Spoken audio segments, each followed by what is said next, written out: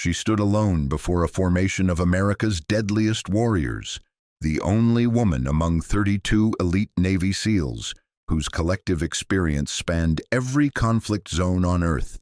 Commander Rex Thornfield approached with the predatory confidence of a man who had never been challenged, his weathered face twisted into a smirk that promised public humiliation. The ceremony hall at Naval Special Warfare Group 2 fell into expectant silence as every eye turned toward what they assumed would be the final act of an elaborate joke. Before we jump back in, tell us where you're tuning in from, and if this story touches you, make sure you're subscribed, because tomorrow I've saved something extra special for you. Well, Thornfield announced, his voice carrying the authority of 3 decades in special operations. Since you've somehow managed to survive our little program, I suppose we should make this official. He paused, savoring the moment like a cat playing with wounded prey. Tell us your call sign, Lieutenant Commander. What name have you earned among real operators? The question was designed as a trap. Everyone in the room knew she hadn't been assigned a call sign. As the first woman to attempt the Advanced Maritime Warfare course at Naval Amphibious Base Coronado, she had been systematically excluded from the informal processes where such names were born. The other operators had spent weeks treating her like an unwelcome guest at their brotherhood's most sacred gathering, and now Thornfield was delivering the final public proof that she would never truly belong. Ripples of barely suppressed laughter moved through the assembled SEALs like wind across water. Master Chief Raven Kowalski, the program's senior enlisted advisor, maintained his professional demeanor but couldn't quite hide the anticipation in his steel-gray eyes. Lieutenant Commander Drake Ashworth, whose own call sign Reaper had been earned through confirmed kills across 3 continents, leaned forward slightly, eager to witness what he expected to be a moment of devastating embarrassment. But when Lieutenant Commander Nora Blackthorne lifted her chin and spoke 2 words with quiet certainty, the atmosphere in the room didn't just change. It shattered like glass struck by lightning. "Valkyrie," she said simply. The effect was instantaneous and profound. Commander Thornfield's smug expression dissolved into something approaching horror as all color drained from his battle-scarred face. The ceremonial sword he'd been holding clattered to the polished floor with a metallic crash that seemed to echo through the sudden, absolute silence. Behind him, Master Chief Kowalski's eyes widened in recognition, his hand instinctively moving to attention before he caught himself. Lieutenant Commander Ashworth went rigid in his chair, his mouth falling open as he stared at the woman he'd dismissed as nothing more than a political experiment gone wrong. Around the room, operators who, moments before, had been barely containing their mockery now sat in stunned silence, their expressions cycling through disbelief, recognition, and finally, dawning respect. Valkyrie, the name that existed only in whispered legends among the special operations community, the ghost operative whose exploits were spoken of in the same hushed tones reserved for the most classified missions, the phantom who had single-handedly turned the tide in operations that officially never happened, whose identity was so closely guarded that most believed she was nothing more than an elaborate myth created by intelligence agencies to mask the work of entire teams. "That's impossible," Thornfield whispered, his voice cracking like thin ice. "Valkyrie is just a legend, a cover story. You can't possibly be—" He stopped mid-sentence, his mind racing as fragments of classified briefings and half-remembered intelligence reports began falling into place. The operation in Somalia 3 years ago, where an entire terrorist cell had been eliminated with surgical precision by an unknown operator. The Kandahar extraction that had saved 18 captured Marines when conventional rescue was deemed impossible. The infiltration of the Chechen stronghold that had prevented a dirty bomb attack on American soil. all attributed to VALKYRIE, all impossible for a single operator to accomplish, all explained away as joint operations or lucky intelligence breaks because the alternative, that one person could be that effective, that lethal, that invisible, was simply too extraordinary to believe. From the back of the room, a voice cut through the stunned silence. Helmand Province, 2 years ago. Lieutenant Jake Morrison stood slowly, his face pale with the weight of sudden understanding. You pulled my entire squad out of that ambush. We never saw your face, never knew who. His voice broke as emotion overwhelmed him. You carried Rodriguez 3 miles through enemy territory with a bullet in your shoulder. We thought you were a local asset someone Delta Force had recruited. Around the room, other operators began to stir as their own impossible memories clicked into place. The mysterious sniper who had provided overwatch during the Tehran embassy evacuation. The demo expert who had appeared from nowhere to disarm the IEDs in Fallujah. The combat medic who had saved Captain Williams during the Mosul offensive, then vanished before anyone could get a proper look. All VALKYRIE. All the same woman who now stood before them, enduring months of their contempt and casual dismissal while harboring secrets that could fill a dozen Medal of Honor citations. The woman they had mocked, undermined, and systematically tried to break was the most legendary operator in modern military history, the ghost whose exploits had become the stuff of special operations folklore, the warrior whose very name meant the difference between life and death for hundreds of American servicemen across the globe, and they had never suspected a thing. Preparing and narrating this story took us a lot of time, so if you are enjoying it, subscribe to our channel. It means a lot to us. Now, back to the story. From which corner of the world are you watching this incredible story unfold today? Whether you're in New York, Tokyo, London, or anywhere in between, this tale will remind you that the most extraordinary people often hide in plain sight, enduring judgment and mockery while carrying secrets that could change everything. If you've ever felt underestimated, dismissed, or written off by others who couldn't see your true worth, this story is for you. And if you believe in the power of perseverance and the ultimate triumph of merit over prejudice, we invite you to hit that subscribe button and join our growing community of over 500,000 viewers who celebrate the moments when hidden heroes finally receive the recognition they've earned. Because what you're about to witness isn't just about one woman's journey through the most elite military training in the world. It's about the dangerous assumptions we make about people based on appearances, and the shocking revelations that occur when truth finally breaks through years of carefully maintained silence. Stay with us as we dive deep into how Lieutenant Commander Nora Blackthorne became the most feared and respected operator in modern warfare, and why her presence in that training program was never about proving herself worthy. It was about something far more complex and dangerous than anyone in that room could have imagined. This is a story that will challenge everything you think you know about strength, sacrifice, and the price of keeping the world's most critical secrets. The morning sun cast razor-sharp shadows across the pristine grounds of Naval Amphibious Base Coronado, where the Pacific Ocean met 47 acres of the most demanding military training facilities on Earth.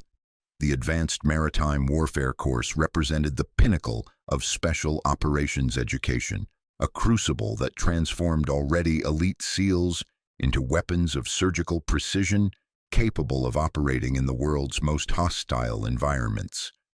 32 operators stood in perfect formation on the concrete pad designated Alpha 7, their postures identical except for subtle differences that only the most experienced eye could detect.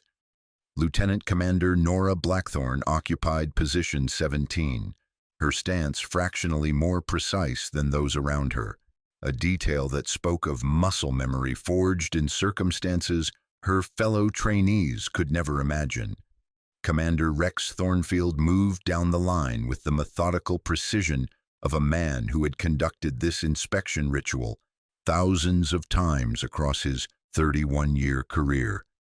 At 54, he carried his compact frame with the efficiency that had made him a legend within naval special warfare circles. 4 rows of ribbons adorned his chest, each representing classified operations spanning 6 continents and 3 decades of continuous combat deployment. His weathered hands bore scars from encounters in places that didn't exist on official maps. When Thornfield reached Blackthorn, he paused just long enough to make his displeasure evident. His steel-gray eyes searched for any imperfection in her appearance, any justification for the criticism he clearly wished to deliver.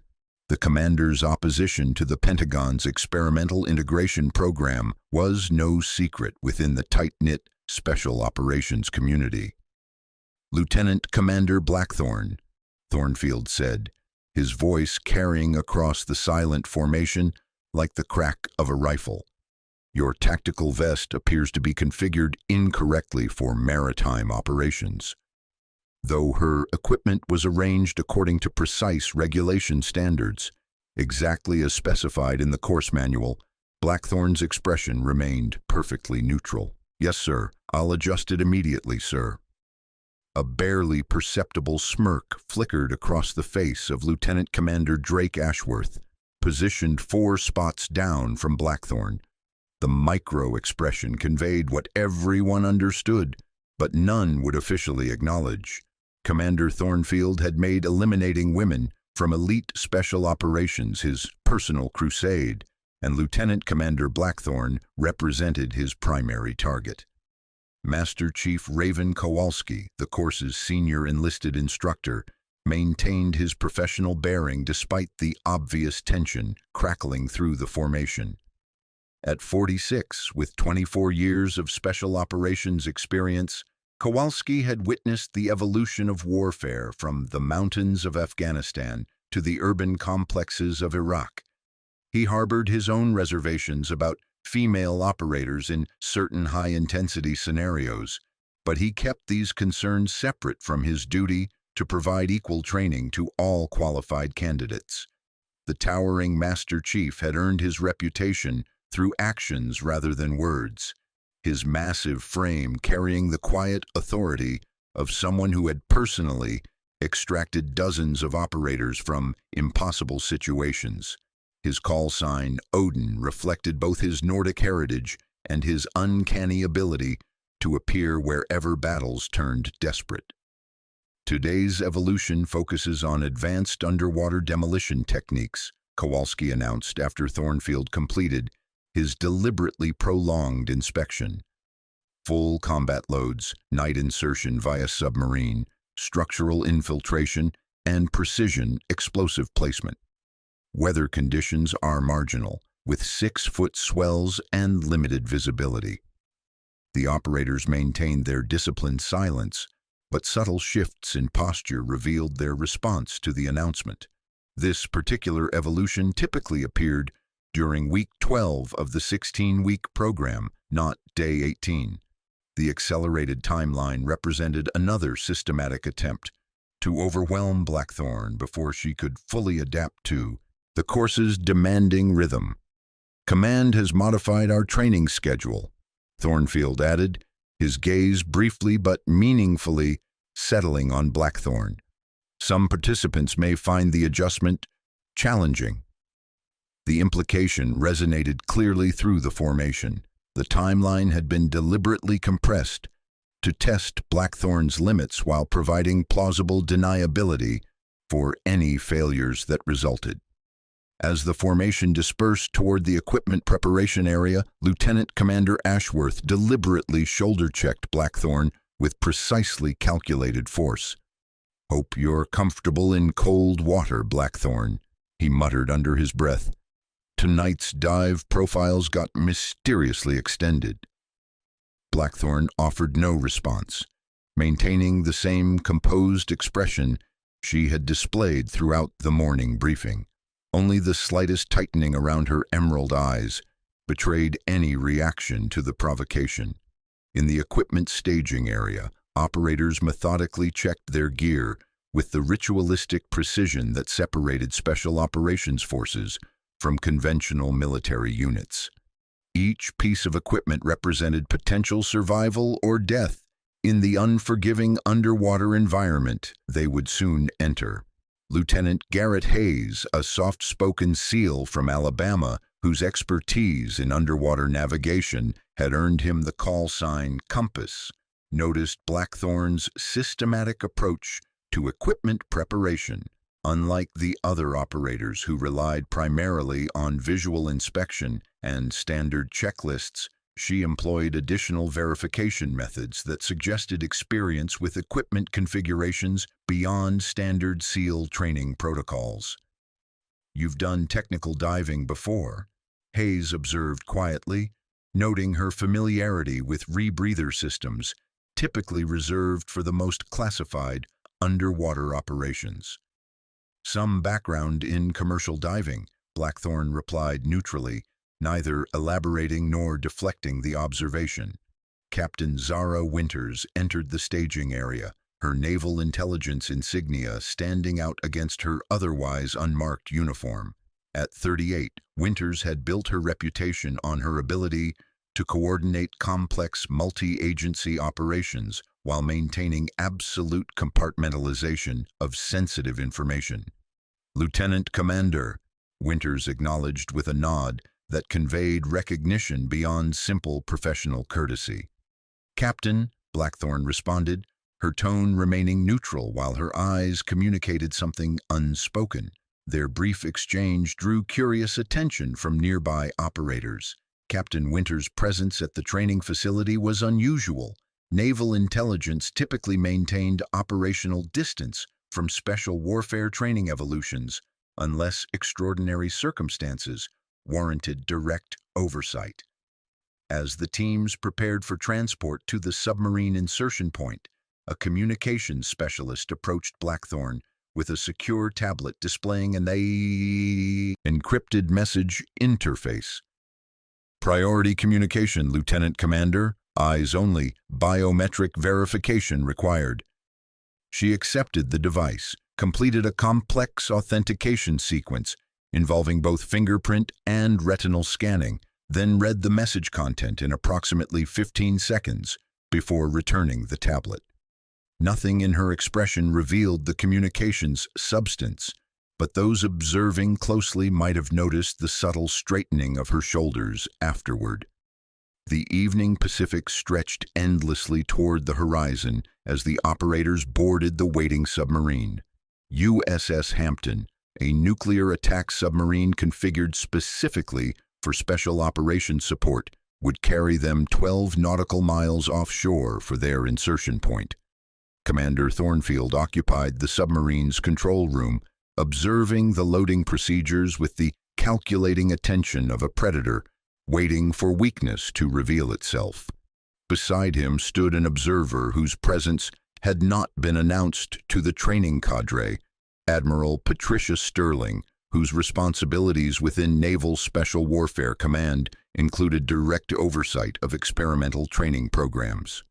"The female officer performs adequately under controlled conditions," Thornfield noted, his tone carefully neutral for the Admiral's benefit.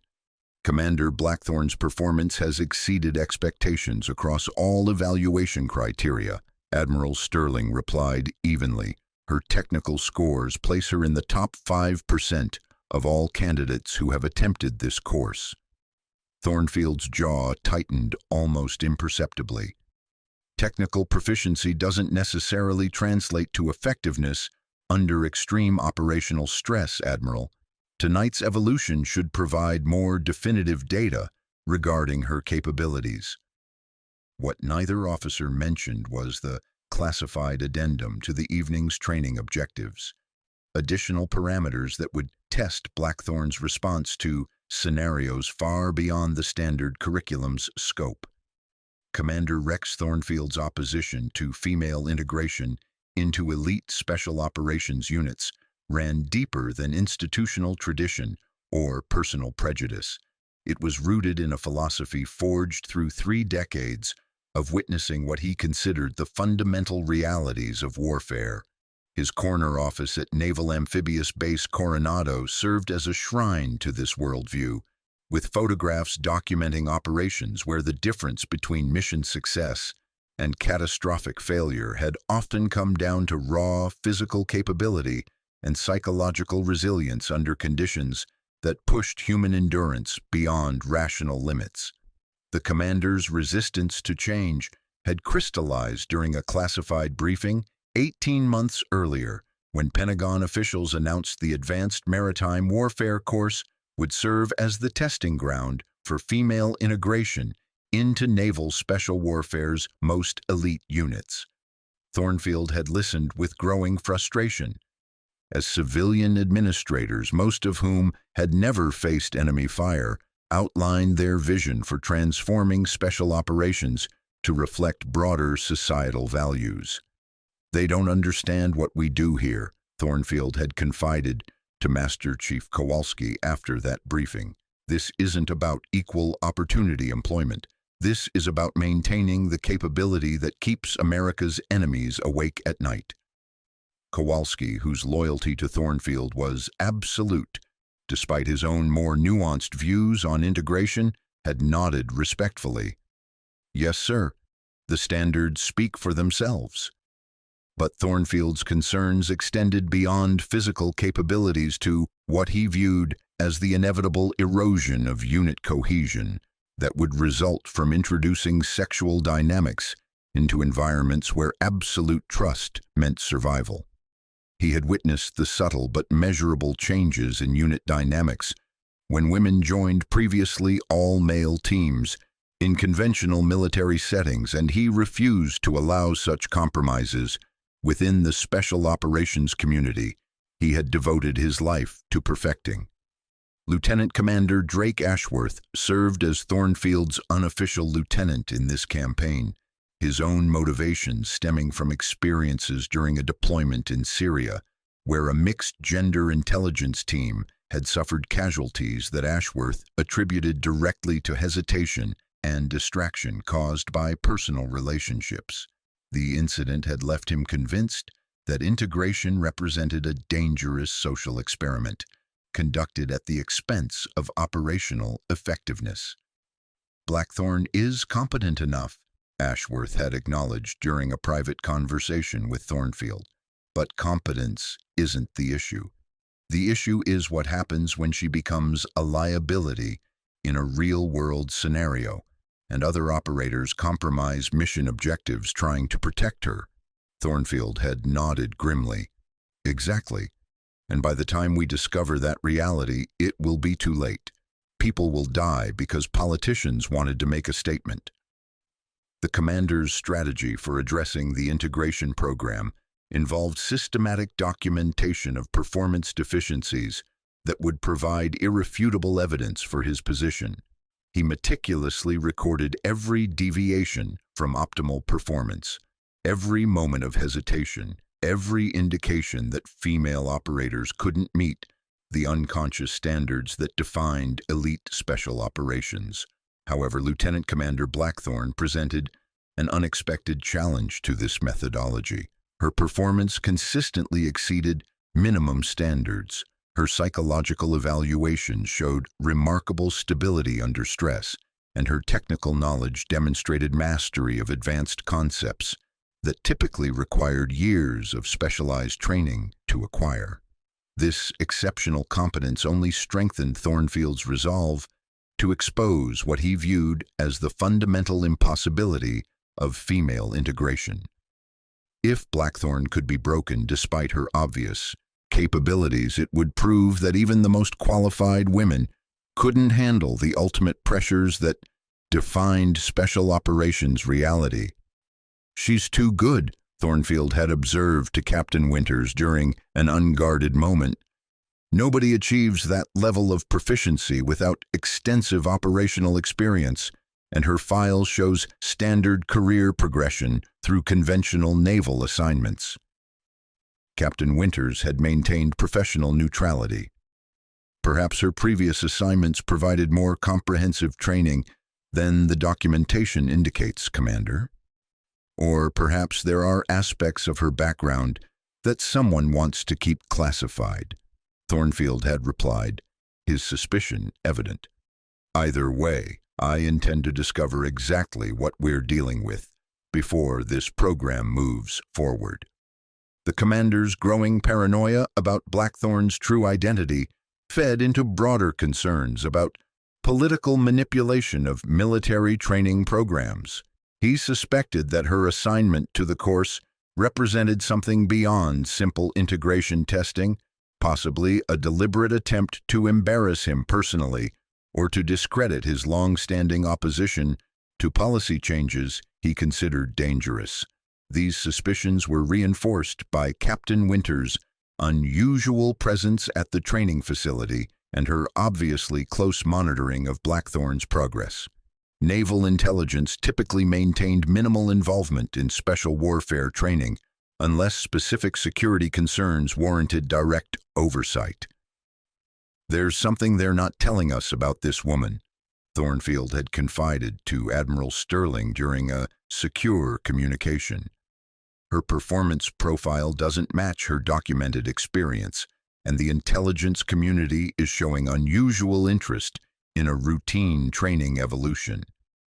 Admiral Sterling had responded with diplomatic caution. "Commander, your concerns are noted. However, our primary responsibility is to evaluate candidates based on demonstrated performance rather than speculation about undisclosed factors." But Thornfield's instincts, honed through decades of operational experience, insisted that Blackthorn represented something more complex than a qualified female candidate seeking to prove herself in a male-dominated field.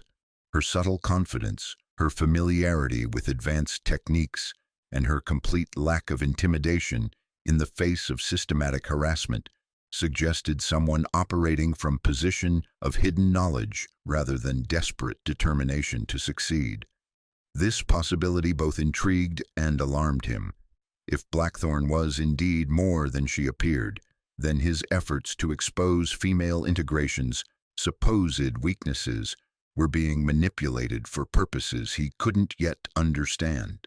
The thought that he might be playing a role in someone else's carefully orchestrated drama triggered the same tactical paranoia that had kept him alive through multiple deployments in hostile territory. "I want complete background verification," he had ordered his administrative staff. "Employment history, educational records, personal associations, financial status. If there are gaps or inconsistencies, I want them identified immediately." The preliminary results had only deepened his suspicions. Blackthorn's record showed standard progression through expected assignments, but several periods of temporary duty showed unusual gaps in documentation. Her financial records indicated a lifestyle slightly above what her military salary would support, and her personal associations included individuals with classified backgrounds who shouldn't have crossed paths with a conventional naval officer. "She's either independently wealthy, receiving financial support from undisclosed sources, or earning additional income through activities that don't appear in her official record," Thornfield had concluded after reviewing the investigation results. None of these possibilities reassured him about the true nature of her presence in his training program, or the ultimate objectives of those who had placed her there. The Pacific Ocean churned with 4-foot swells under a moonless sky as USS Hampton approached the designated insertion point, 12 nautical miles southwest of Point Loma. The nuclear submarine's sleek hull cut through the dark water with predatory silence, its advanced sonar systems painting a three-dimensional picture of the underwater terrain that would soon challenge 32 of America's most elite warriors. Inside the submarine's cramped mission preparation compartment, operators completed their final equipment checks with the methodical precision that separated special operations forces from conventional military units. The confined space buzzed with quiet conversation as teams reviewed approach vectors, contingency plans, and emergency procedures for the night's evolution. Lieutenant Commander Nora Blackthorne occupied a corner position, systematically inspecting her underwater demolition equipment with movements that demonstrated familiarity beyond standard SEAL training protocols. Her rebreather system, configured for extended underwater operations, showed subtle modifications that caught the attention of Lieutenant Garrett Hayes. "That's an unusual setup," Hayes observed, noting the custom breathing gas mixture ratios displayed on her dive computer. "Those percentages aren't part of standard training configurations."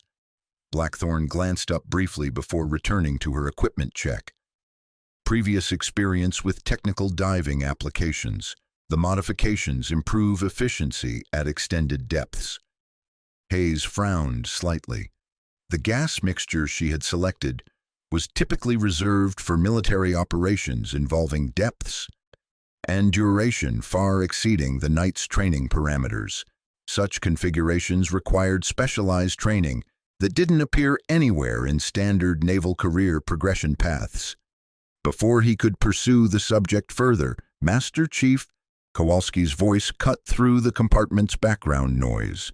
"Listen up, people. Tonight's objective is the decommissioned oil platform designated Charlie 7, located in approximately 200 feet of water.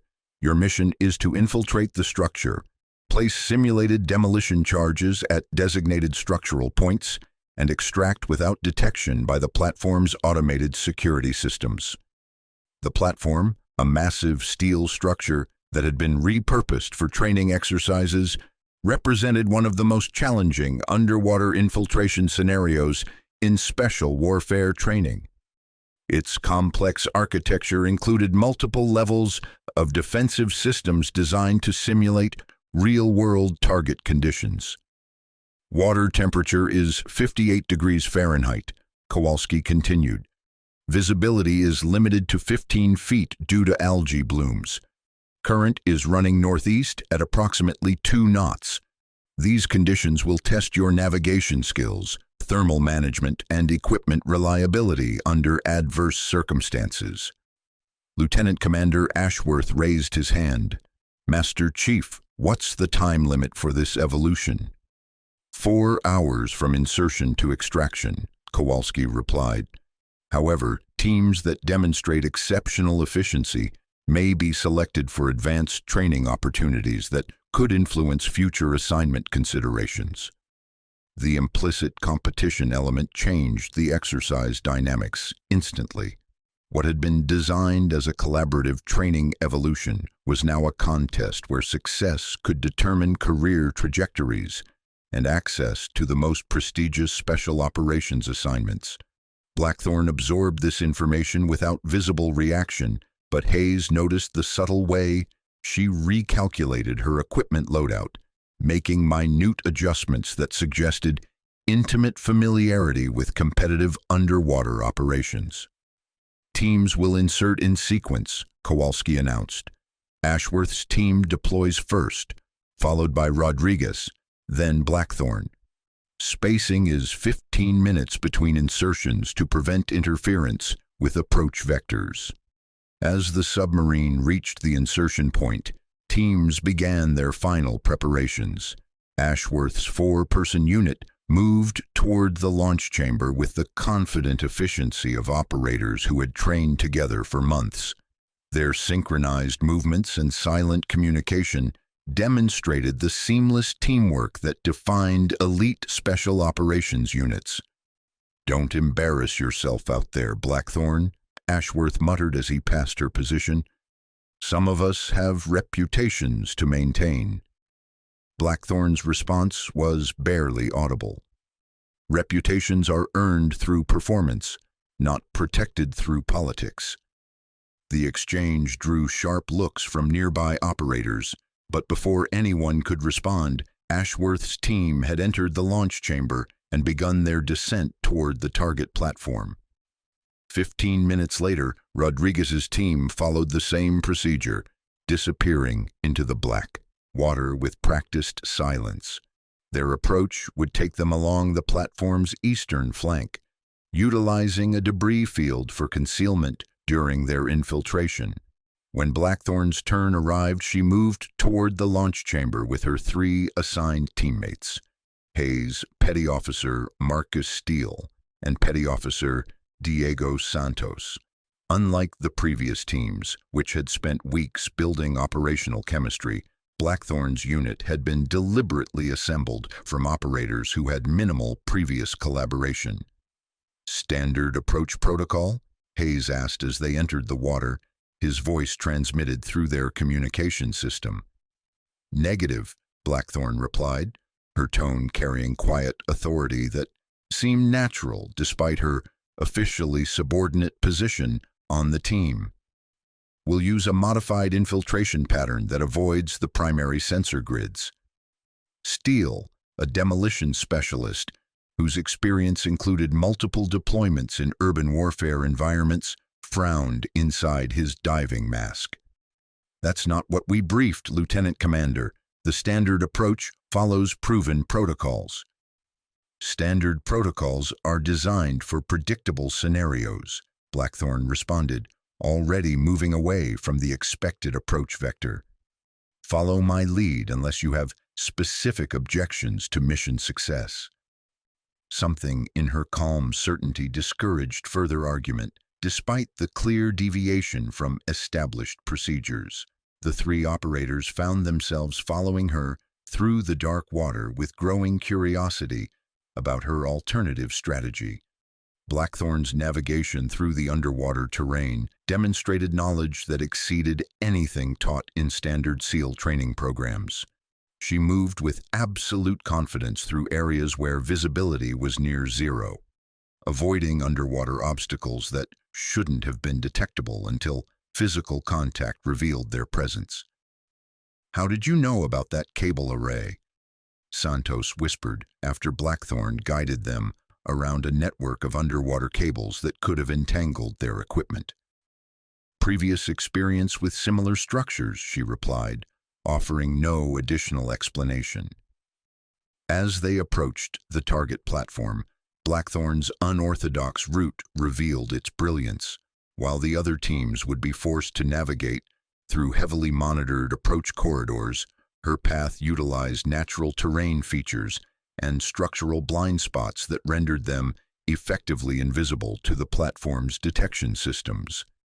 "This is incredible," Hayes breathed as they reached the platform's underwater foundation without triggering any alarms. "I've never seen approach techniques this sophisticated."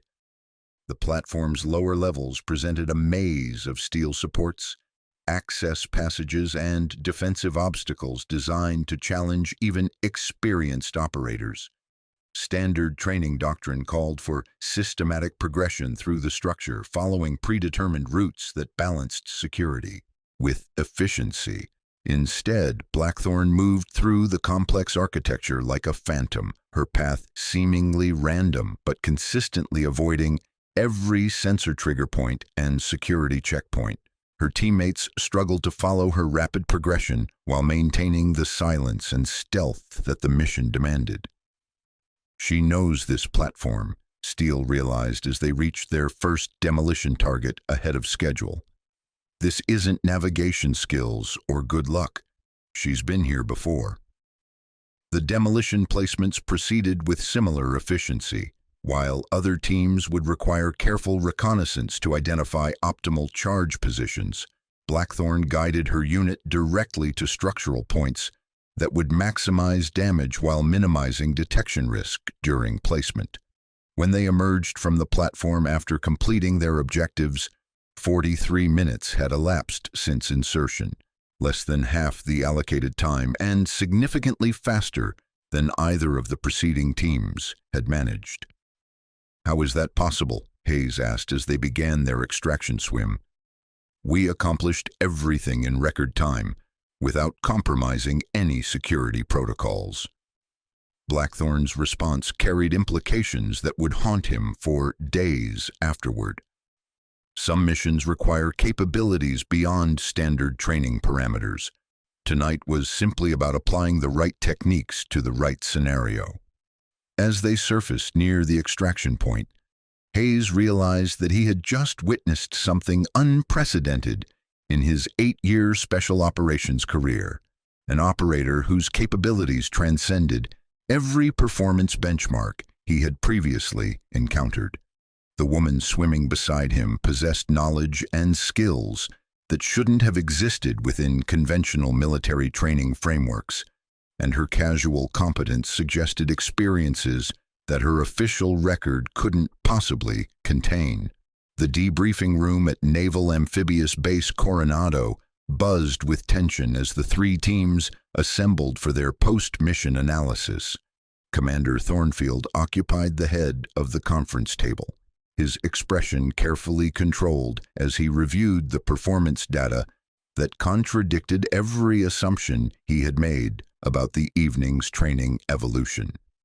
Lieutenant Commander Ashworth's team had performed competently, completing their objectives within the allocated time frame despite encountering several unexpected complications with the platform's security systems.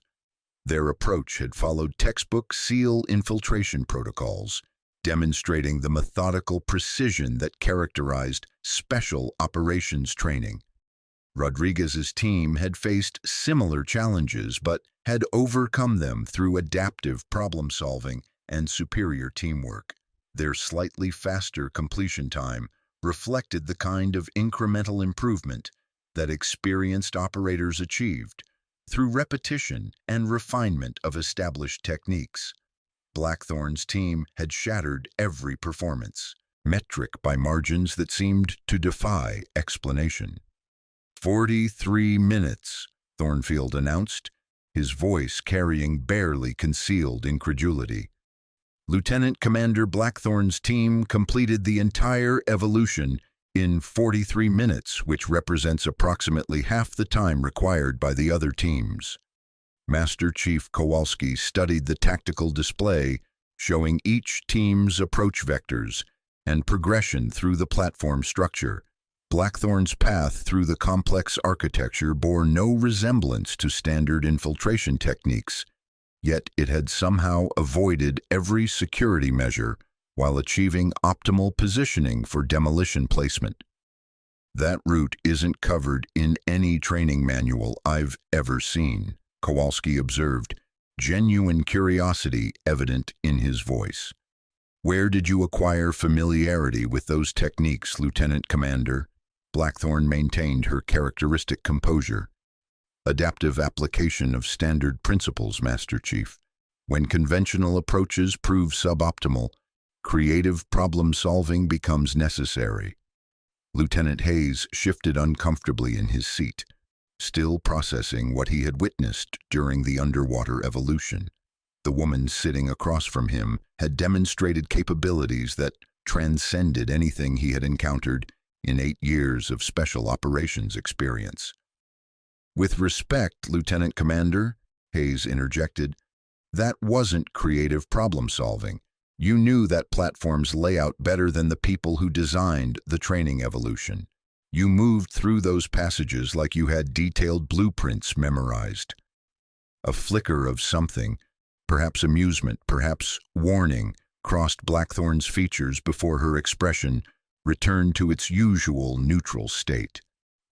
Thorough preparation and attention to detail can create the appearance of prior knowledge when applied systematically. Ashworth leaned forward, his competitive instincts triggered by the implied criticism of his own team's performance. Are you suggesting our preparation was insufficient? I'm suggesting that different operational backgrounds may provide different perspectives on tactical problem-solving, Blackthorn replied diplomatically. What operational background? Thornfield demanded, unable to contain his frustration any longer. Your file shows conventional naval assignments with no indication of specialized training in advanced infiltration techniques. The room fell silent as everyone recognized the direct challenge to Blackthorn's credibility. Her response would either provide reasonable explanation for her extraordinary performance or confirm Thornfield's growing suspicions about her true identity. My previous assignments included opportunities for cross-training with various specialized units, she replied carefully. Not all training experiences appear in standard documentation due to classification requirements. Captain Winters, who had been observing the proceedings from the back of the room, stepped forward with precise timing. "Commander Thornfield, perhaps we should focus on the successful completion of training objectives rather than speculating about documentation procedures." Thornfield's jaw tightened visibly.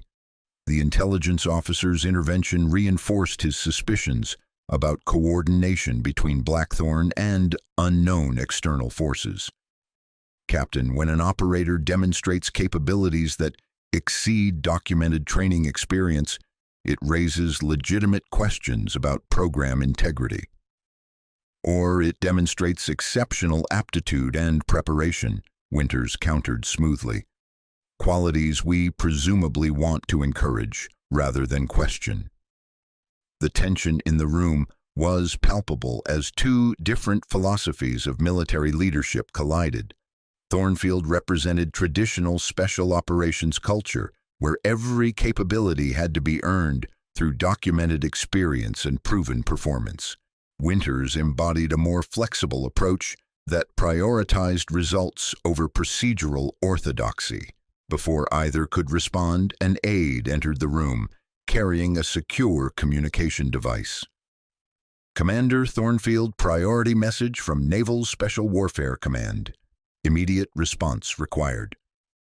As Thornfield stepped away to handle the communication, conversations resumed around the table with subdued intensity.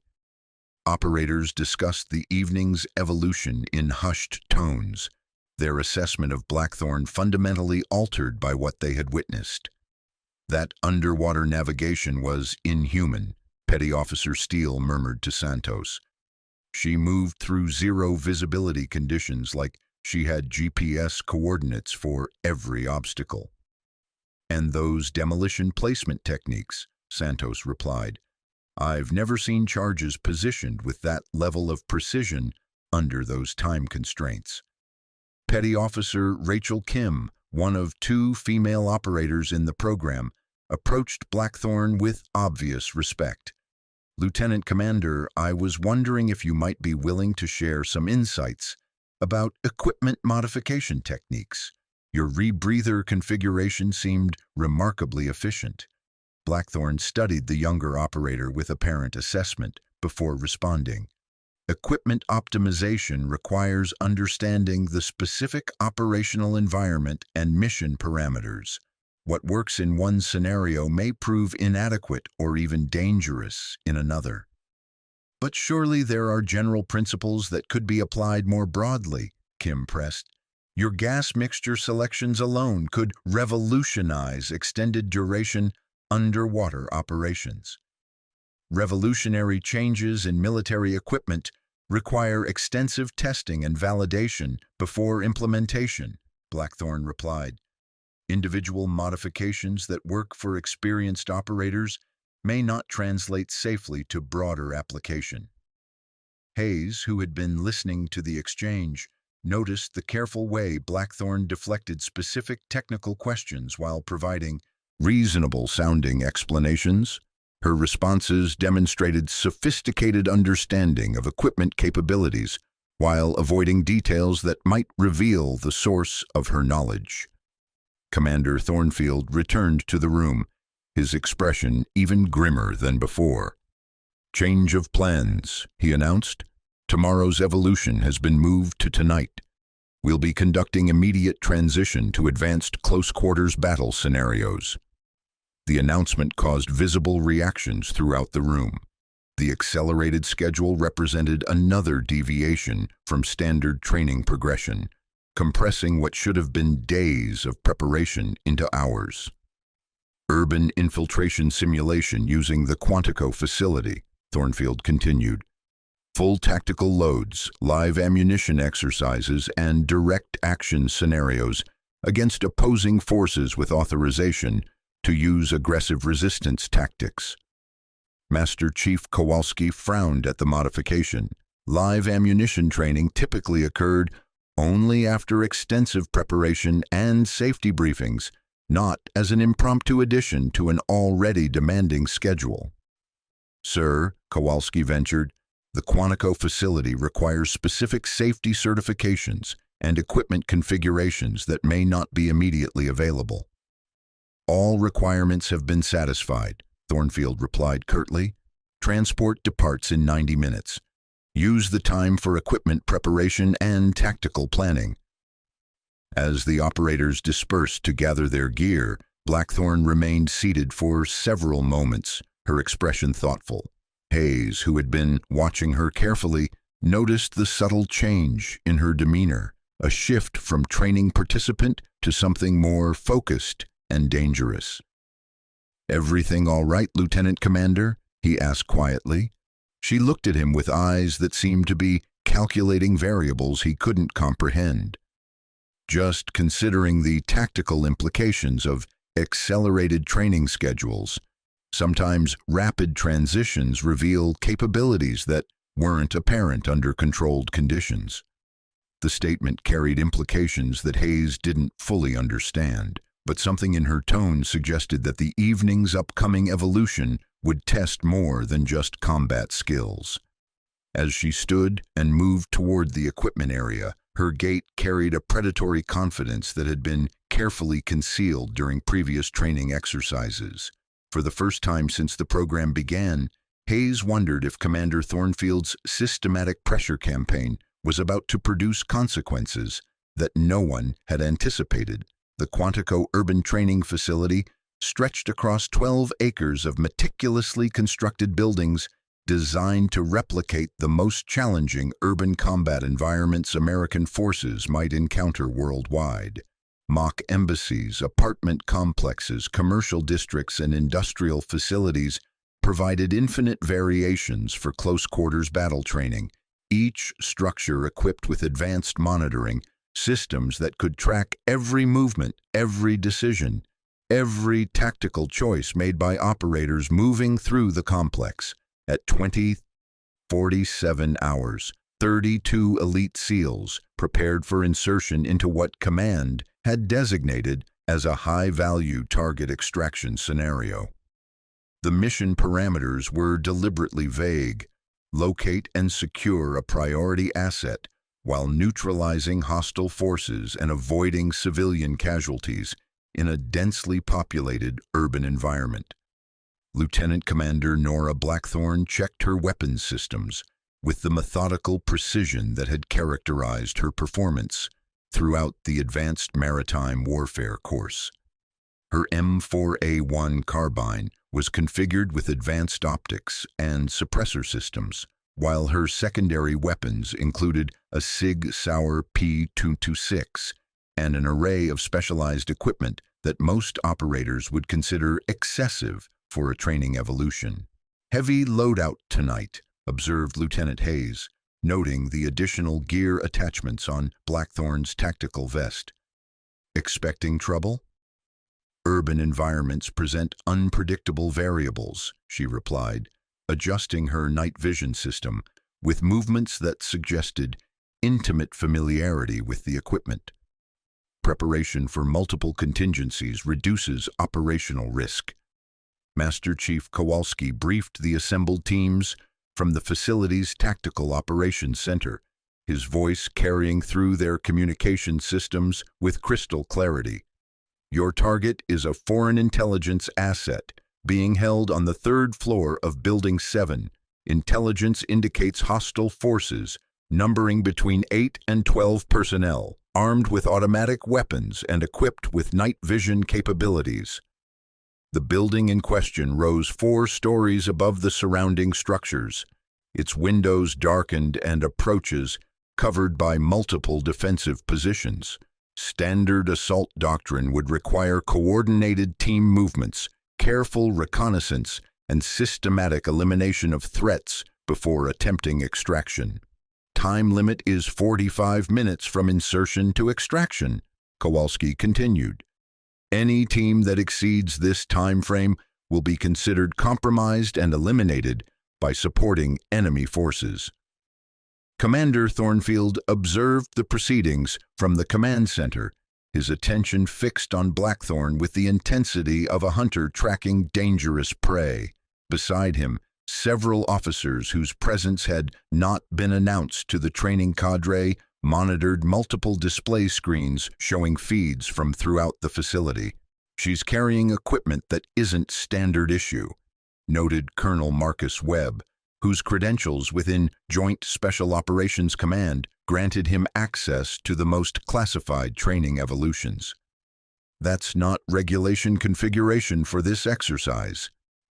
Lieutenant Commander Blackthorn has consistently demonstrated initiative in equipment optimization, Captain Winters replied smoothly. "Her modifications have consistently improved performance without compromising safety protocols." Colonel Webb's expression suggested skepticism. "Those aren't modifications. That's specialized gear designed for operations that shouldn't exist within training parameters." As the teams moved toward their insertion points, an unexpected complication emerged in the facility's control systems. Warning indicators began flashing across monitoring stations as automated systems registered anomalies throughout the urban complex. "Sir," the facility's technical operator announced with obvious concern, "we're showing system failures in multiple buildings. Safety protocols are triggering lockdown procedures." Thornfield frowned at the bank of monitors displaying error messages. "What kind of failures?" "Smoke generators are activating beyond programmed parameters. Emergency lighting systems have gone offline in several structures, and the building access controls are showing unauthorized modifications." The implications were immediately obvious to everyone in the command center. What had been designed as a controlled training exercise was rapidly becoming a genuine emergency scenario where operator safety could no longer be guaranteed. "Abort the evolution," Colonel Webb ordered without hesitation. "Extract all personnel immediately." But as communication attempts were made to the inserted teams, another problem became apparent.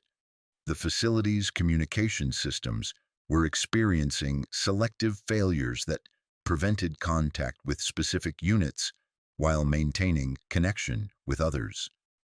"I have contact with teams Alpha and Charlie," the communications operator reported, "but Bravo team and Delta team are not responding to extraction orders." On the monitors, thermal imaging showed the missing teams were deep within the compromised buildings, apparently unaware of the system failures occurring around them. Smoke was beginning to fill corridors and stairwells, while emergency lighting failures created areas of absolute darkness that could conceal dangerous obstacles or structural hazards. "How many personnel are unaccounted for?" Thornfield demanded. 8 operators, sir. Lieutenant Commander Ashworth's team and Lieutenant Commander Blackthorn's team. The irony was not lost on anyone in the command center. The two teams representing opposite sides of the integration debate were now equally at risk due to circumstances beyond anyone's control. Facility maintenance personnel report that manual override of the compromised systems requires access to control nodes located within the affected buildings. The technical operator continued. Standard emergency protocols can't be implemented remotely. Colonel Webb studied the facility layout with the tactical assessment skills that had earned him his position within Special Operations hierarchy. "We need immediate extraction teams with specialized equipment to reach those control nodes and restore normal operations." "Negative," Thornfield replied, his voice carrying unexpected authority. "Sending additional personnel into compromised structures violates every safety protocol we maintain. We establish perimeter security and wait for facility systems to complete their emergency shutdown cycles. "Commander," Captain Winters interjected, "that could take hours. The teams inside may not have hours." The argument was interrupted by an unexpected development on the monitoring screens. Thermal imaging showed a single figure moving with purpose through Building 7, not toward an exit, but deeper into the structure where the control nodes were located. "Who is that?" Colonel Webb asked, noting the individual's route took them through areas where smoke concentration should have made navigation impossible. The communications operator checked his tracking systems. "That's Lieutenant Commander Blackthorn, sir. Her team's transponder signals show they separated approximately 12 minutes ago." "Separated for what purpose?" Thornfield demanded. As if in response to his question, facility systems began responding throughout the complex. Smoke generators returned to normal parameters. Emergency lighting restored functionality, and building access controls resumed standard operation. "How is that possible?" the technical operator asked, studying his console displays with obvious confusion. "Those control nodes require specialized access codes and technical knowledge that shouldn't be available to training personnel." On the monitors, Blackthorn could be seen moving efficiently through the now clearing corridors, her path suggesting intimate familiarity with the facility's layout and systems. Her actions had somehow restored normal operations throughout the entire complex, enabling safe extraction of all compromised personnel. "Lieutenant Commander Blackthorn," Thornfield's voice came through the communication system. "Explain your current position and activities." Her response, when it came, carried the calm authority of someone completely in control of the situation. "Implementing emergency protocols to restore facility safety systems, Commander. All personnel should now be able to proceed to designated extraction points." "What emergency protocols?" Colonel Webb asked, his suspicion evident. "Standard training personnel don't have access to those systems." "Emergency procedures sometimes require improvisation when standard protocols prove inadequate," Blackthorn replied.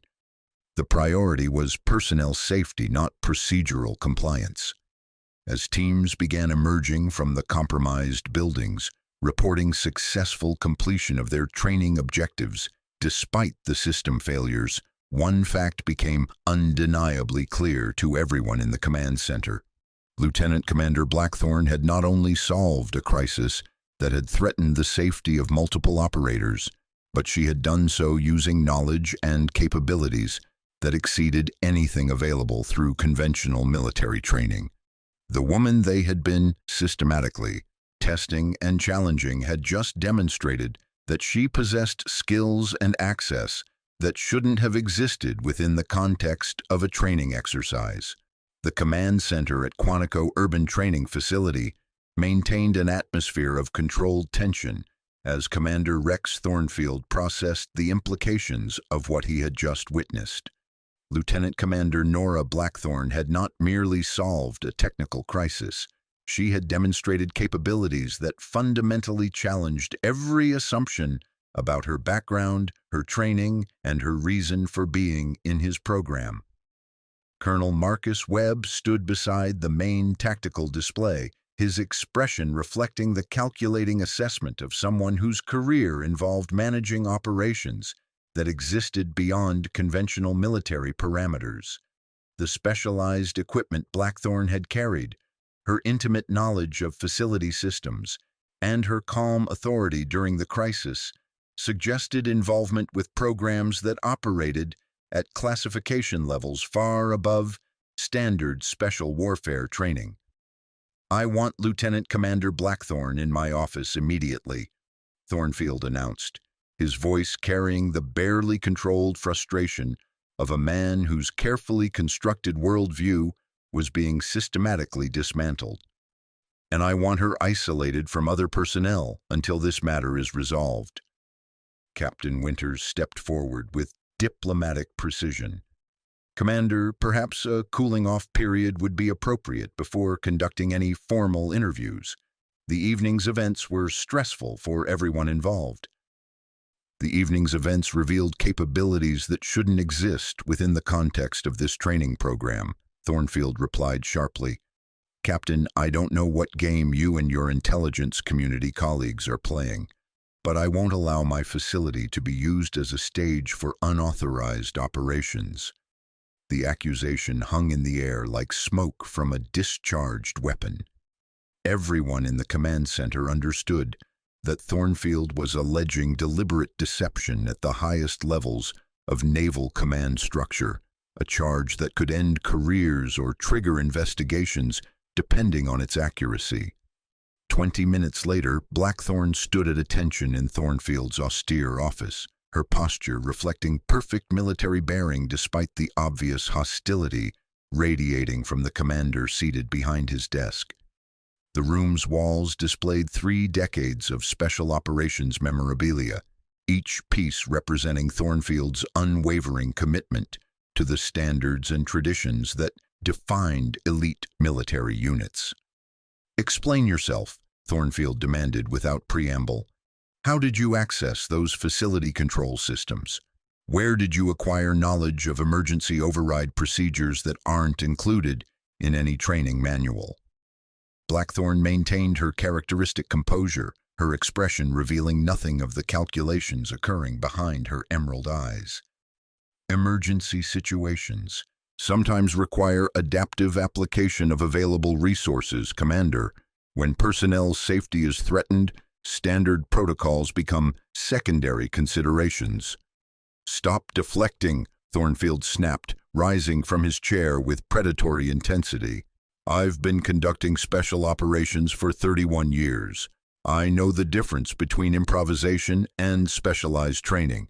What you demonstrated tonight represents capabilities that don't exist within conventional military education frameworks.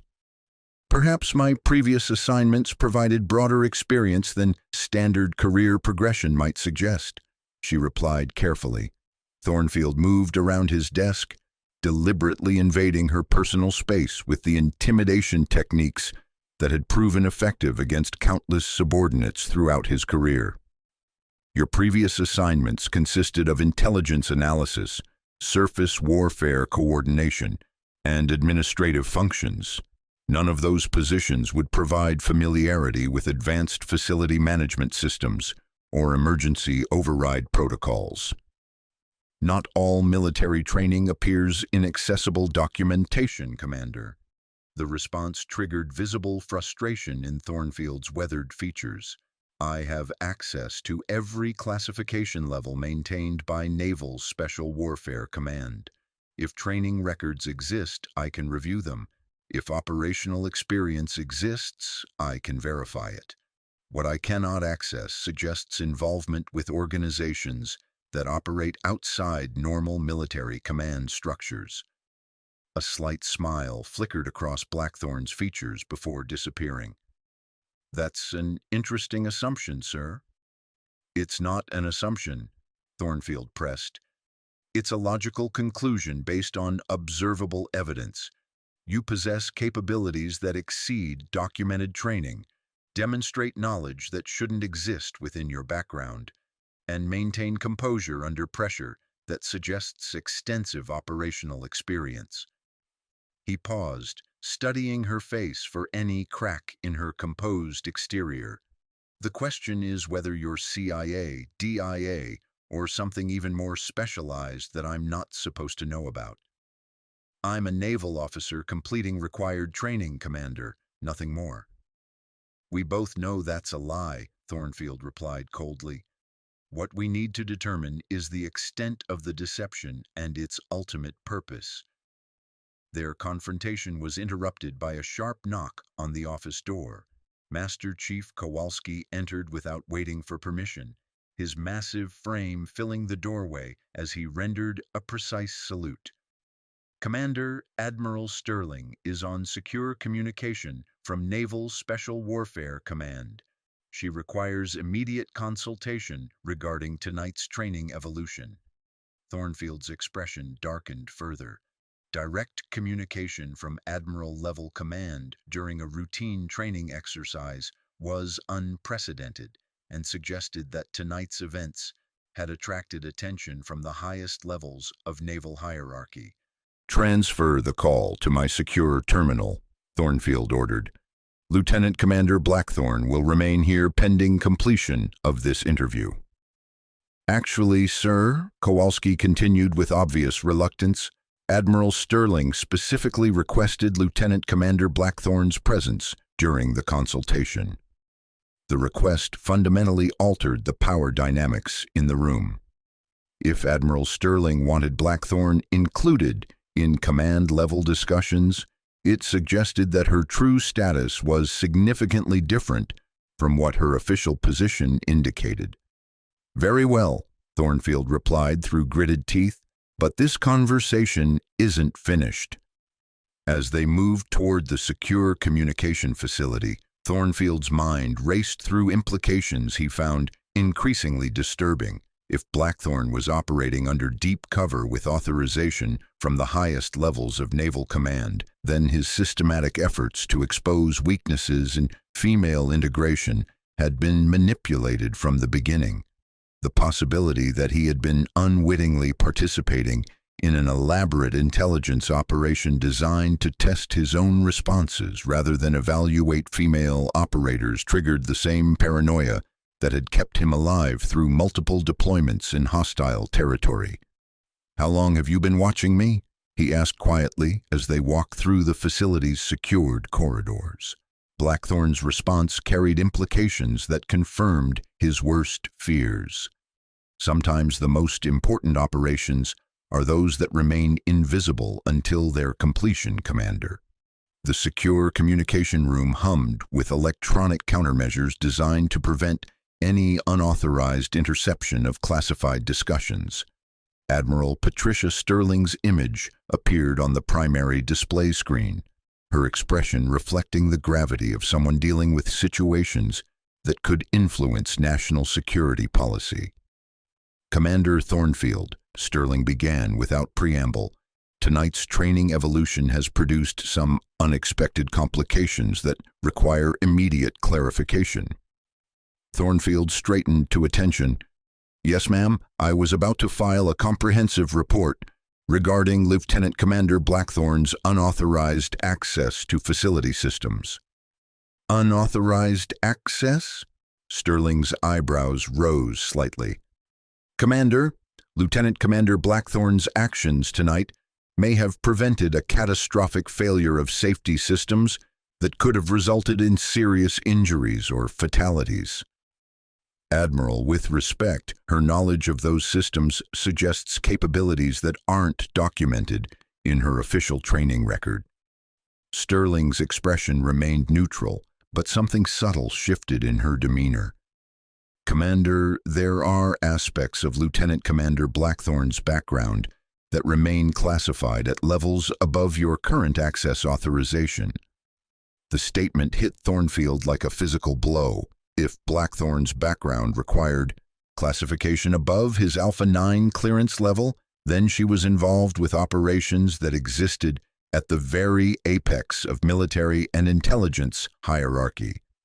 "Admiral," he managed, "are you telling me that this entire training evolution has been conducted under false pretenses?" "I'm telling you that some operations require patience and discretion, Commander. Your final assessment of the Advanced Maritime Warfare course will be crucial to decisions being made at the highest levels of government." As the implications became clear, Thornfield realized that his career, his reputation, and his deeply held convictions about military standards were being evaluated as much as any training participant. The woman standing beside him wasn't seeking to prove herself worthy of elite military service. She was already operating at levels he had never imagined, and his treatment of her had been observed, recorded, and analyzed by people whose authority extended far beyond Naval Special Warfare Command. The culmination ceremony hall at Naval Amphibious Base Coronado had been transformed into a venue worthy of the most significant moment In naval special warfare training history, crystal chandeliers cast warm light across polished marble floors, while American flags flanked a ceremonial stage where the SEAL trident was displayed with reverent prominence. The atmosphere carried the weight of tradition stretching back to the earliest days of underwater demolition teams and the legendary operators who had forged the modern special operations ethos through blood and sacrifice. Distinguished guests filled the meticulously arranged seating area, their dress uniforms creating a tapestry of ribbons, medals, and insignia representing decades of combined operational experience. Admiral Patricia Sterling occupied the place of honor, her 4 stars gleaming under the carefully directed lighting. Beside her sat General Harrison Blackwood, chairman of the Joint Chiefs of Staff, whose presence elevated the evening beyond routine training completion to a matter of national strategic importance. Foreign military attachés from allied nations observed from designated areas, their attendance reflecting the international significance of American Special Operations training standards. Representatives from British SAS, Australian SASR, and German KSK had traveled specifically to witness what Pentagon briefings had described as a historic milestone in military integration policy. Commander Rex Thornfield stood center stage in his full dress uniform, the array of decorations across his chest, telling the story of a legendary career in special operations. Behind him, Master Chief Kowalski and Captain Winters occupied positions of prominence alongside senior officers whose combined experience spanned every significant military operation of the past 3 decades. The 32 graduating operators sat in the front rows, their posture reflecting the discipline and pride that had carried them through the most demanding training program in American military history. Yet underneath the ceremonial formality, an undercurrent of tension was palpable to those who understood the true significance of the evening's proceedings. As the formal ceremonies began, Thornfield approached the podium with measured steps that reflected his internal struggle between duty and personal conviction. His prepared remarks had been carefully crafted to acknowledge the successful completion of training while maintaining the standards that had defined his career. For over 6 decades, Thornfield began, his voice carrying across the silent assembly, naval special warfare operators have represented the pinnacle of American military capability. The men and women who earn the right to serve in these units do so through extraordinary demonstration of physical courage, tactical expertise, and unwavering character under conditions that test the limits of human endurance. His emphasis on women represented a significant departure from his previous public statements regarding gender integration. The subtle acknowledgement rippled through the audience as observers recognized the implications of his evolving position. Tonight we continue a sacred tradition that connects each new generation of operators to the legacy of those who came before, Thornfield continued. Each graduate receives their call sign, a name that will define their identity within the special operations community and reflect the qualities that distinguish them as warriors. The ceremony proceeded with practiced precision. Each operator called forward in alphabetical order to receive their ceremonial recognition. Lieutenant Commander Drake Ashworth approached the stage when his name was announced, accepting the traditional chalice filled with seawater from the Pacific Ocean where SEALs had first earned their reputation. "Lieutenant Commander Ashworth," Thornfield announced, "your instructors recognize your exceptional leadership during crisis situations and your unwavering commitment to team cohesion. You will be known as Guardian." Ashworth accepted the honor with visible emotion, understanding that his call sign reflected recognition not just of his tactical capabilities, but of his growth as a leader who had learned to value protection over domination. One by one, operators received their designations until only Blackthorn remained seated in the front row. The change in alphabetical order had been deliberately orchestrated to create maximum dramatic impact for the ceremony's culmination, but those familiar with Thornfield's previous attitudes recognized something deeper in the orchestration. As the last traditional call sign was awarded, Admiral Sterling rose from her seat and moved toward the stage. Her unexpected participation in the ceremony sent murmurs through the audience, as protocol typically restricted such honors to the immediate command structure. "Ladies and gentlemen," Sterling announced, her voice carrying the authority of someone accustomed to addressing the highest levels of government, "tonight's final recognition requires acknowledgement of exceptional circumstances that have remained classified until this moment." The statement transformed the atmosphere in the room from ceremonial formality to something approaching electric anticipation. When classification restrictions were lifted during public ceremonies, it typically indicated revelations of extraordinary significance. The Advanced Maritime Warfare course has served multiple purposes beyond standard special operations training, Sterling continued. While developing the capabilities of America's finest warriors, it has also provided opportunity for evaluation of integration policies and assessment of individual performance under controlled conditions.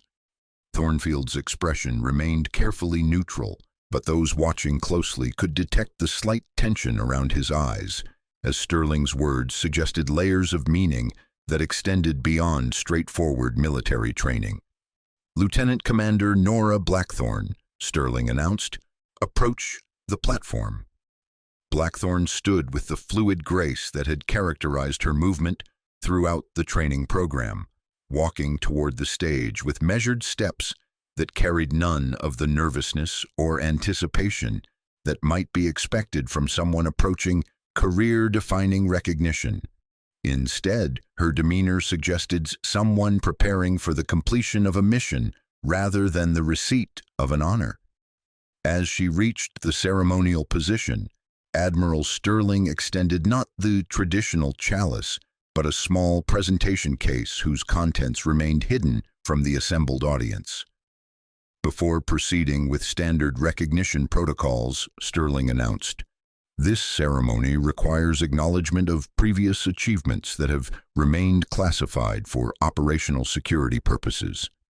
The qualification created a moment of perfect silence as everyone in the room recognized they were witnessing something unprecedented in military ceremonial history. Classifications were typically maintained indefinitely, not revealed during public gatherings that included foreign observers and media representatives. "Lieutenant Commander Blackthorn," Thornfield said, his voice carrying an undertone that suggested he was following a script rather than speaking from personal conviction. "The tradition of call sign assignment reflects peer recognition of exceptional achievement under challenging conditions. What designation have you earned through your demonstrated capabilities?" The question was phrased as standard ceremonial protocol, but everyone present understood they were witnessing a moment that would redefine their understanding of everything that had preceded it. The woman standing at attention before them carried secrets that were about to transform their perception of not only her identity, but the true purpose of the training program they had just completed. In the expectant silence that followed, Blackthorn's response would either confirm the assumptions they had made about her background or reveal truths that would fundamentally alter their understanding of what they had witnessed over the past 16 weeks. The moment had arrived for the revelation that would explain her extraordinary capabilities, her calm authority under pressure, and the careful orchestration of events that had brought her to this precisely arranged confrontation with Commander Thornfield's preconceptions about female integration into Special Operations Forces. The words fell into the ceremonial hall like stones dropped into still water, sending ripples of shock through an audience that had witnessed countless military ceremonies, but nothing that approached the magnitude of what was unfolding before them. "Valkyrie," The single word transformed Commander Rex Thornfield's expression from ceremonial authority to something approaching existential horror. His weathered face, which had maintained composure through 3 decades of combat operations, drained of all color as the implications crashed over him like a tsunami of recognition. The ceremonial sword he had been holding slipped from nerveless fingers, striking the polished marble floor with a metallic clang that seemed to echo through the suddenly airless room. Behind him, Master Chief Raven Kowalski's massive frame went rigid as memory and recognition collided with devastating force. His steel-gray eyes widened in understanding as fragments of classified briefings, whispered legends, and impossible operational reports suddenly crystallized into terrifying clarity. The woman standing before him wasn't just another operator completing training. She was the ghost whose exploits had become the stuff of special operations mythology. Valkyrie, the name that existed only in the most classified intelligence reports and the hushed conversations of operators who had witnessed the impossible. The phantom operative whose single-handed missions had altered the course of conflicts that officially never existed, whose intervention in crisis scenarios had prevented catastrophes that the American public would never know had threatened them. Lieutenant Commander Drake Ashworth, whose own call sign, Guardian, had been earned through confirmed achievements across multiple combat deployments, stared at Blackthorn with dawning comprehension that transformed his entire worldview. The woman he had dismissed, mocked, and systematically undermined for 16 weeks was the most legendary operator in modern military history. "That's impossible," Thornfield whispered, his voice cracking like fractured ice. "Valkyrie is classified beyond mortal recognition. The operation files are theoretical constructs, psychological warfare against enemy intelligence services. You can't possibly be—" His protest died as Admiral Sterling stepped forward, removing a document from the presentation case she had carried to the platform.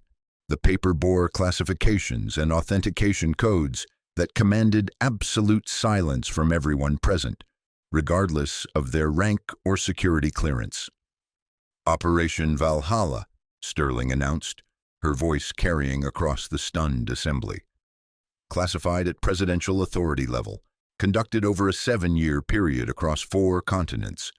Single operator, autonomous authorization, plausible deniability protocols in effect for all participating agencies." The details that followed shattered every assumption the audience had maintained about the limits of individual operational capability. Blackthorn's missions read like fiction crafted by over-imaginative thriller writers, except that each operation had been documented, verified, and filed within the most secure archives of American intelligence services. "Somalia 2019, Sterling continued. Elimination of terrorist cell planning, coordinated attacks on American embassies across East Africa, 43 confirmed hostile casualties, 0 civilian casualties, extraction completed without detection by local authorities or international observers." Lieutenant Jake Morrison, who had been seated in the 3rd row of graduating operators, suddenly stood as memory overwhelmed his emotional control. "Mogadishu," he said, his voice thick with recognition and disbelief. "You were the sniper who provided overwatch during our extraction. We were pinned down by superior forces, taking casualties, and then hostile positions just started going silent one by one." His testimony opened floodgates of recognition throughout the assembly as other operators began connecting impossible memories with the woman standing calmly on the ceremonial platform. "Kandahar 2020, Sterling continued. 18 captured Marines held in fortified compound, rescue deemed impossible through conventional means due to political sensitivity and tactical obstacles. Single operator infiltration, complete extraction accomplished without loss of American personnel." Captain Derek Rodriguez rose from his seat, emotion overwhelming his professional demeanor. You carried Williams 3 miles through enemy territory after he took shrapnel in both legs. We thought you were a local asset, someone the CIA had recruited from tribal networks. You never spoke, never showed your face, just appeared when we needed salvation and vanished before we could express gratitude. The testimonials continued as the audience realized they were witnessing the revelation of secrets that had shaped their understanding of American military capability for years. Operations they had attributed to entire Special Forces units, technological superiority or favorable intelligence had actually been accomplished by the woman they had watched complete routine training exercises. Chechnya 2021, Sterling announced, prevention of radiological attack on American soil through elimination of weapons trafficking network and neutralization of enriched uranium stockpiles. Operation conducted without authorization from host nation, international oversight, or conventional military support. Master Chief Kowalski found his voice despite the shock that had rendered him speechless. The Grozny infiltration. Intelligence services claimed it was a joint NATO operation involving multiple Special Forces units. You did that alone? Blackthorn spoke for the first time since revealing her call sign, her voice carrying the quiet authority that had defined her interactions throughout the training program. Some missions require capabilities that can't be achieved through conventional approaches. When the stakes involve American lives and national security, individual operators sometimes accept responsibilities that exceed normal parameters. Commander Thornfield struggled to process revelations that fundamentally challenged everything he believed about military capability and operational limitations. The integration program, he managed, his voice barely above a whisper. This was never about testing female operators. You were testing me. Admiral Sterling nodded with diplomatic precision. Operation Lighthouse, evaluation of command structure responses to female integration under controlled conditions, assessment of leadership adaptation to evolving military demographics, and identification of officers whose resistance to change might compromise operational effectiveness. The implications crashed over Thornfield like a collapsing building. His systematic campaign to eliminate Blackthorn from the program hadn't been protecting special operations standards. It had been exposing his own limitations as a leader, capable of recognizing excellence regardless of its source.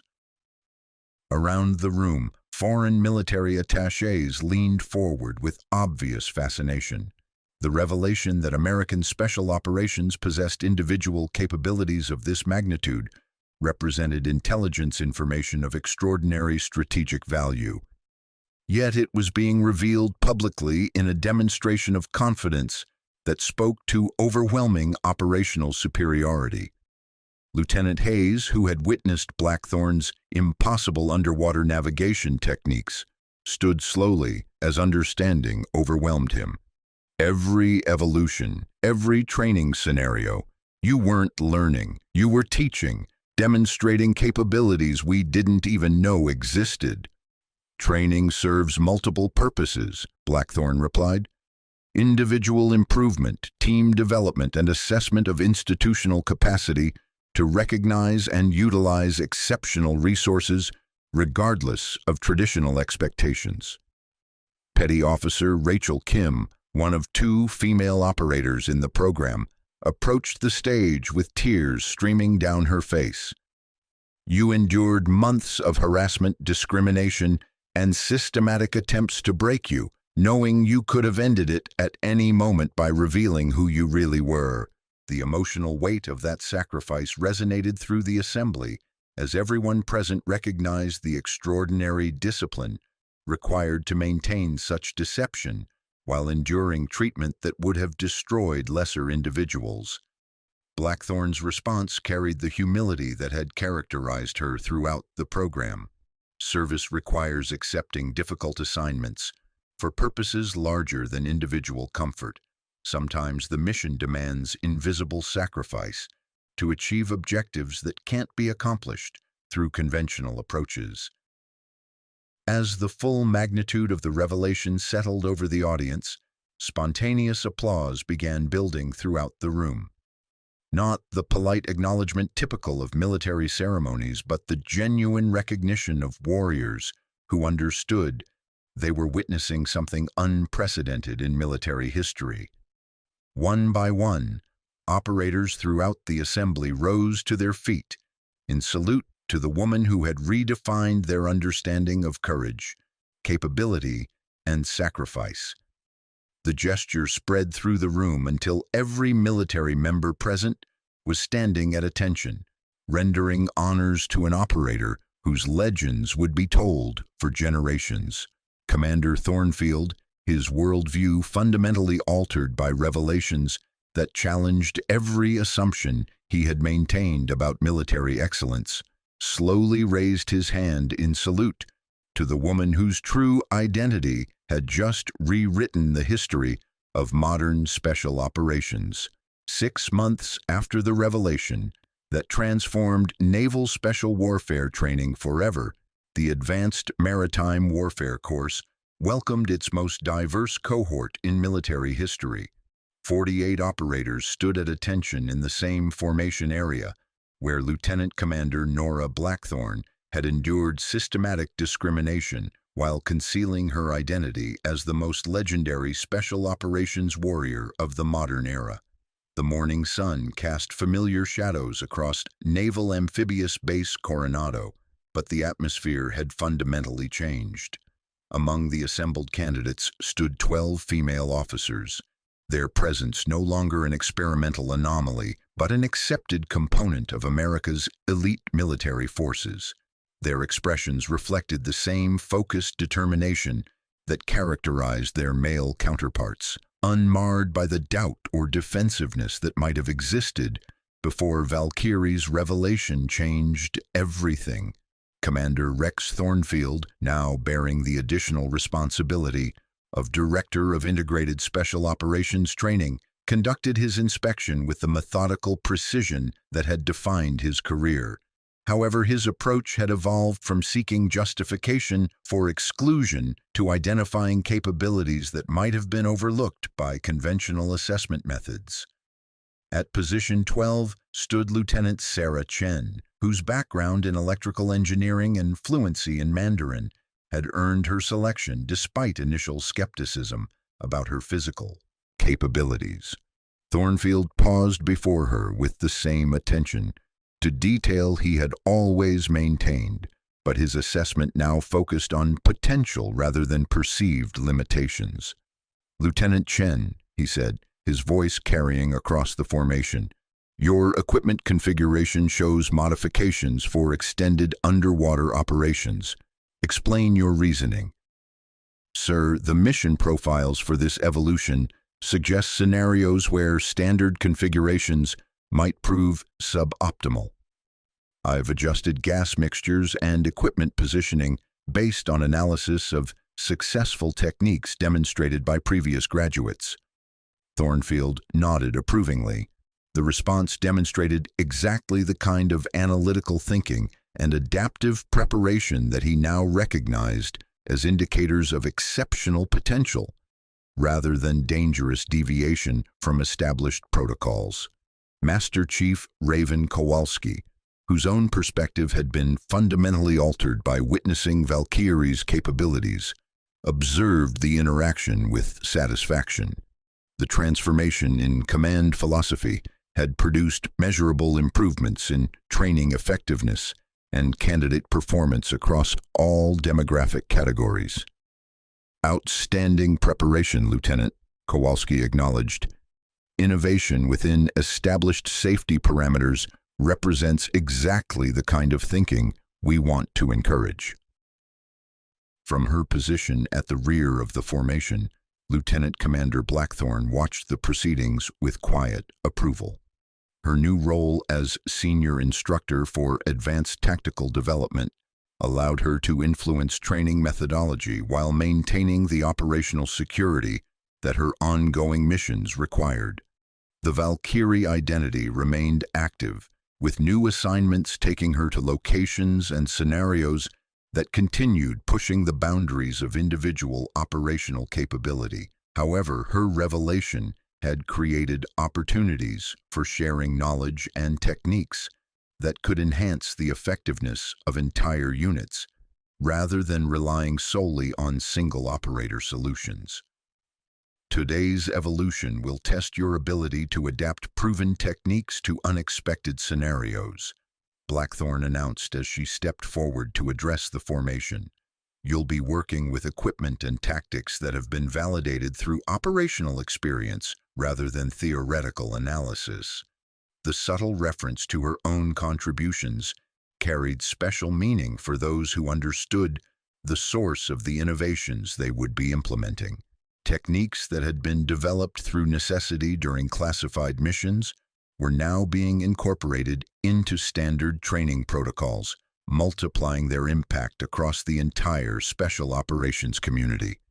Lieutenant Commander Drake Ashworth, whose own transformation from skeptic to advocate had earned him promotion to Assistant Training Director, joined Blackthorn at the front of the formation. His call sign, Guardian, now reflected not just his protective instincts, but his role in safeguarding the institutional changes that had emerged from Valkyrie's revelation. The standards haven't changed, Ashworth emphasized, his voice carrying the authority of hard-won experience. What has changed is our recognition that excellence comes in forms we might not have previously anticipated.